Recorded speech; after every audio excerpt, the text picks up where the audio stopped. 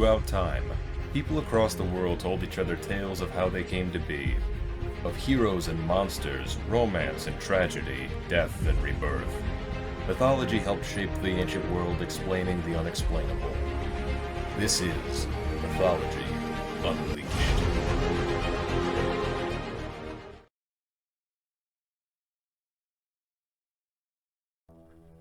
There are countless monsters haunting the stories of mythology and the nightmares of people all across the world. Yet there are some that manage to slink their way into nearly every culture on the planet. Such is the case for the vampire. A vampire is a creature that exists by feeding off of the blood and other fluids of other creatures, whether they be human or animal. Though the term vampire will often lead to mental images of figures such as Dracula from Bram Stoker's novella, physically attractive or otherwise unassuming people who sprout pronounced canines and bite into the necks of their victims, the truth is that vampires come in a variety of different forms all throughout the world. This program will discuss a selection of the most famous and most horrifying vampires of mythology. Our first vampire is the classic Eastern European iteration, perhaps the strongest influence upon modern Western vampire fiction.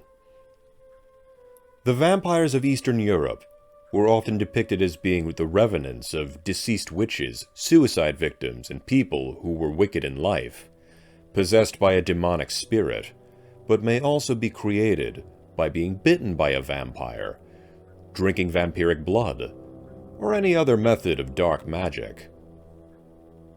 Though they had the appearance of humans, they were a hollow shell, a predatory beast void of humanity, driven only by an endless thirst for blood. They were said to possess uncanny strength, preternatural speed, and razor-sharp senses, useful tools when on the hunt for prey, overpowering their victims and biting into them with their razor-sharp teeth. Though they were efficient killers, they may be repelled by holy symbols such as the cross, biblical scripture, or by the scent of garlic, and were said to be unable to set foot on hallowed ground or cross running water. Physical contact with holy water, wafers, or relics were said to burn their very flesh like a corrosive acid. In order to kill them, they had to be beheaded, staked through the heart, or burned, or any combination of the three. And of course, as with many Eastern European nocturnal monsters, they could not abide sunlight, burning to ash as soon as the morning rays touched their flesh. Further east from Chinese mythology comes tales of the Jiang-shi, the hopping vampire. Depicted in art as being clothed in traditional Mandarin attire, circa the Qing dynasty, the Jiang-shi retained the pale flesh, soulless eyes, clawed fingers, and sharp teeth of Western vampires. But its arms were always outstretched, and its body stiff as a board, similar to a corpse in a state of rigor mortis. Being unable to properly move its joints, the Jiang-shi was limited to a hopping locomotion, hence the nickname Hopping Vampire. According to Chinese tradition, there are several ways in which one becomes a Jiang-shi. When a person dies a violent death, such as by suicide or by murder, or is given an improper burial, their soul or life force is left in a state of unrest, resulting in a reanimation of the corpse. Other alleged ways a Jiang-shi is created includes a corpse being struck by lightning, or if an animal, namely a cat, steps or hops over a corpse. But what makes this vampire particularly scary is that not only would it feed on the blood of its victim, but it would absorb their very chi. and grow ever more powerful with each victim it would claim. Yet for however powerful a Jiang-shi may be, there are several ways to ward off or kill them. They may be held back or driven off entirely by showing them their reflection in a mirror, dousing them with a black dog's blood, urine, or vinegar, or by the sound of a rooster crowing. In addition to beheading or burning, like in Western vampire folklore, the Jiang-shi may be killed by items made from peach trees, or by nailing several jujube seeds into the acupuncture points on its back. Some of the most frightening vampires and monsters in general are found in African folklore. The Akan people of Ghana told stories of a vampiric monster called the Asanbosam. Also known as the Asanbosam, this creature had various features that resembled the humans, but more than a few features that were closer to a bat, such as large eyes, razor-sharp teeth, supposedly composed of iron, a strong tail, and occasionally a massive pair of leathery wings. But most distinctly, its feet were gigantic and hook-shaped with massive iron claws, with which the beast would hang upside down like a real-life bat. Asanbosam would lurk in the treetops and canopies in the remotest parts of the jungle, and stealthily hunt down those that would trespass into its territory, and drink their blood within a matter of moments. Though a frightening creature, the Asanbosam has long been a cautionary demon, a boogeyman to frighten children out of wandering the forests after dark. In addition, it has acted as a dark lesson to teach younger generations to respect nature, one that has been taught for many centuries.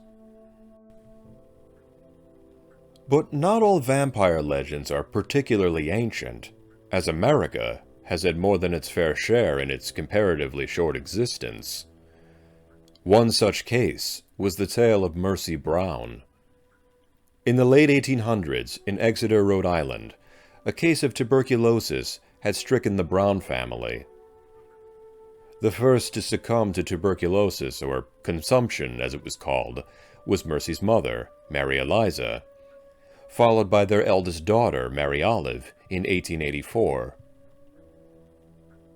In 1891, Mercy and her brother Edwin would also go on to catch consumption, with Mercy succumbing to the illness in January of 1892 at the age of 19.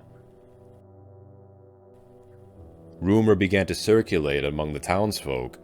The family were no doubt the victims of vampires. Or perhaps one among them was one of the undead. After some prodding from the populace, Mercy's father, George Brown, gave permission to exhume the corpses of his wife and daughters on March 17, 1892. Though Mary Eliza and Mary Olive's bodies had decomposed to the point of skeletons, Mercy's was noticeably intact, perhaps due to the winter's cold staving off bacteria and other microorganisms, though that would not have occurred to the superstitious lot of the time. Upon closer inspection from the town's doctor, it appeared that Mercy still had liquid blood within her heart. The townsfolk took this all as a sign that Mercy was indeed a vampire, and must be dealt with accordingly. As superstition dictated, Mercy's heart and liver were burned, and the ashes were mixed with holy water to create a tonic that was given to the sick Edwin to drink, as an effort to resolve his illness and stop the influence of the vampire. 2 months later, Edwin Brown had died of the same illness that took the rest of his family, save for his father. Though Mercy was not a vampire in reality, that would not stop the spread of her story, or any supernatural embellishments that folklore is notorious for. But in the United States, New Orleans holds the record for vampire legends and even vampire sightings. And one legend stands out among the rest. The most famous New Orleans vampire, Jacques Saint-Germain. According to the legend, Saint-Germain immigrated from France to New Orleans in 1902, where he earned a reputation for throwing lavish dinner parties for New Orleans' wealthy citizens. Bizarrely, however, he was never seen to dine with his guests. His wealth, his shadowy background, and his aloof and almost alien behavior, coupled with his gentlemanly charm, made him the subject of many rumors. One night, screams were heard coming from Saint-Germain's home, and a woman jumped from the second-story balcony of his house. The people coming to her rescue heard her raving that she had been attacked by Saint-Germain, and that he had bitten her on the neck. The woman was taken to the hospital, where she later died. When police searched Saint-Germain's home, they found bloodstains and wine bottles filled with human blood, but there was no sign of the man himself. To this day, Saint-Germain and other suspected vampires are said to lurk in the French Quarter, preying upon the unwary wandering the night. From Slavic mythology comes the winged demon known as the Striga.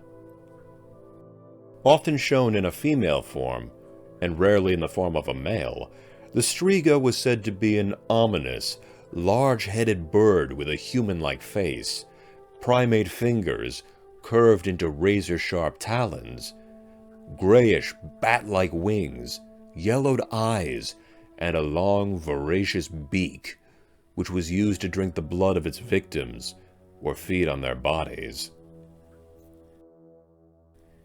Its breath was said to be toxic, easily ending the lives of its preferred victims, sleeping infants. A Striga was said to be created from people who were born with 2 hearts, 2 souls, and a double row of teeth.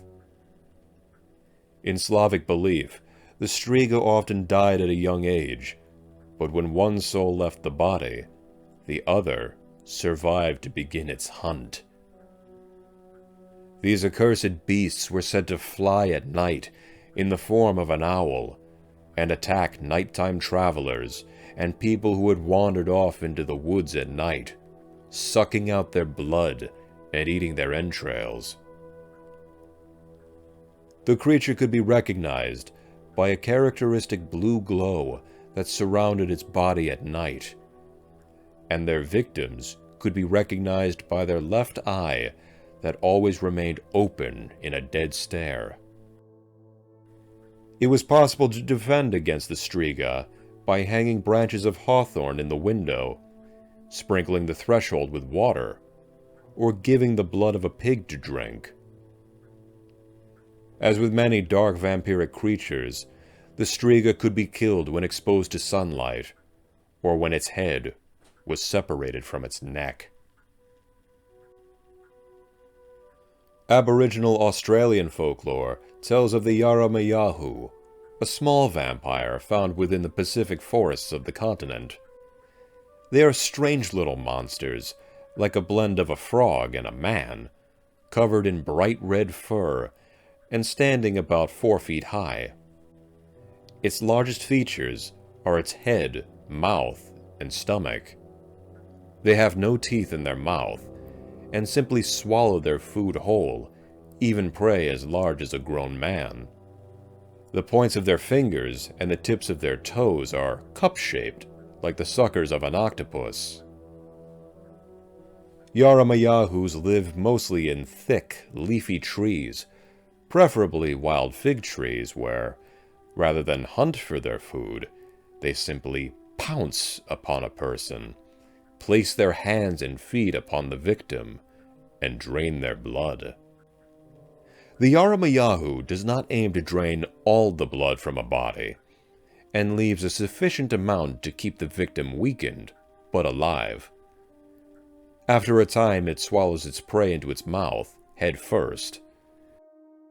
It will then rise and perform a dance until the prey is well inside its stomach. It will then drink copious amounts of water before falling asleep.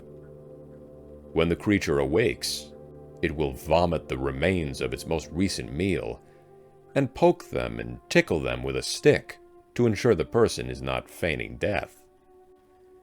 Truly a bizarre ritual, but should the Yara-ma-yha-who fail to check the victim, a spirit of the wild fig tree would kill him by entering his ear and causing a mumbling noise until the Yara-ma-yha-who is transformed into a clump of mushrooms.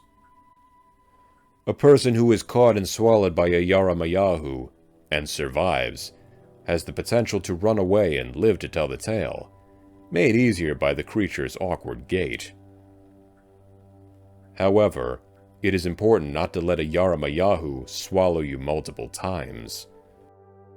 The second time a person is swallowed and regurgitated, they become shorter and entirely bald. By the third time, they shrink once more, and thick hair grows all over their body. After enough cycles of swallowing and vomiting, the person shall become a Yara-ma-yha-who themselves. Another vampiric creature from more recent times is the chupacabra, or chupacabras.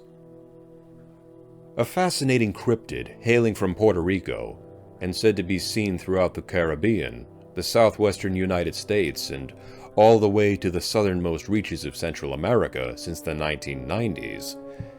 Chupacabras were blamed for attacks on goats, sheep, and other domestic animals, leaving behind carcasses that were uneaten, yet were entirely drained of blood.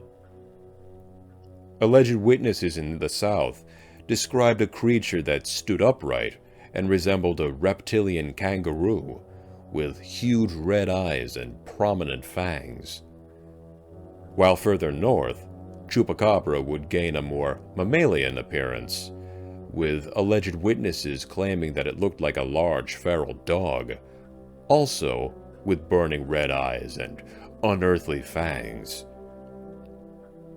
Some say that appearances of Chupacabra aligned with UFO sightings in the area, indicating the beast was alien in origin, while others believe that the Chupacabras were a secret military experiment gone wrong, and escaped from a lab and into the wild. Whatever the explanation may be, Chupacabras are an iconic variant of vampire, and among the world's most famous cryptids. Our final vampire comes from Irish folklore, a creature known as the Dearg Due, the red bloodsucker. The Dearg Due resembles a beautiful young woman who seduces men before killing them and draining them of their blood. Very common for a vampire, and not unlike a succubus. According to the legend, a woman of Waterford, known throughout the countryside for her beauty, fell in love with a local peasant, but her father would not allow them to wed. Her father instead arranged for her to marry a wealthy man who abused her in every way possible. In time, her grief became too much, and she killed herself. She was buried near Strongbow's tree in Waterford, her abusive husband having already found someone new. But one night, she rose from her grave to seek revenge on her father and her husband, sucking their blood until they both dropped dead. The Dearg Due is a frightening vampire whose legend reminds us all that the evil one creates will ultimately destroy them. These are but a handful of examples of the many varieties of vampire legends told over the centuries. Vampires haunt the mythologies and folklores of practically every culture across Africa, Asia, Europe, Australia, the Americas, and the Pacific Islands. They can vary greatly in appearance, with some looking otherworldly as monsters, while others can pass off as human beings. But the one key element uniting these dark creatures is their universal thirst for the blood of the living. And these vampires have gone on to influence countless works of fiction in the horror and dark fantasy genres, and will no doubt continue to inspire great fear and great imagination.